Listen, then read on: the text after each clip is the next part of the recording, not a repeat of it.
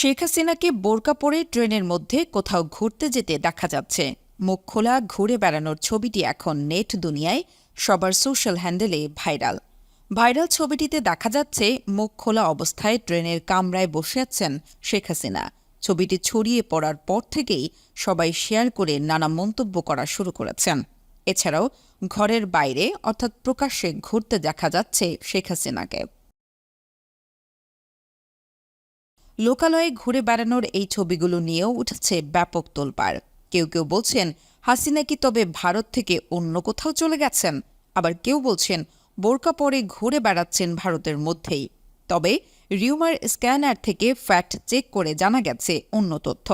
Fact check বলছে viral হওয়া শেখ হাসিনার মতো দেখতে বোরকা পরা মহিলা আসলে সাবেক প্রধানমন্ত্রী শেখ হাসিনা নন।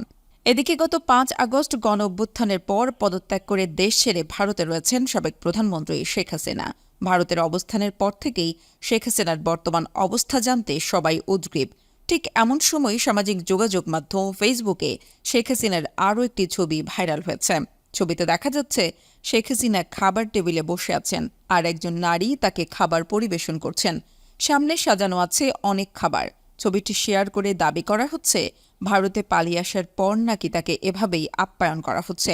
নেটিজেনদের অনেকে এটি শেয়ার দিয়ে বোঝাতে চাচ্ছেন যে ভারতে শেখ হাসিনাকে আপ্যায়ন করা হচ্ছে। তবে প্রশ্ন উঠেছে ছবিটি কবেকার এবং কোথাকার।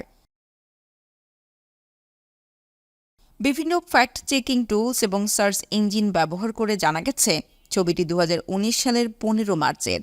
সেদিন মির্জাপুরে কুমুদিনী কমপ্লেক্সের ভারতেশ্বরী হোমসে শহীদ দানবীর রণদা প্রসাদ সাহা স্মারক সম্মাননা ও পুরস্কার বিতরণী অনুষ্ঠানে যোগ দিয়েছিলেন তৎকালীন প্রধানমন্ত্রী শেখ হাসিনা।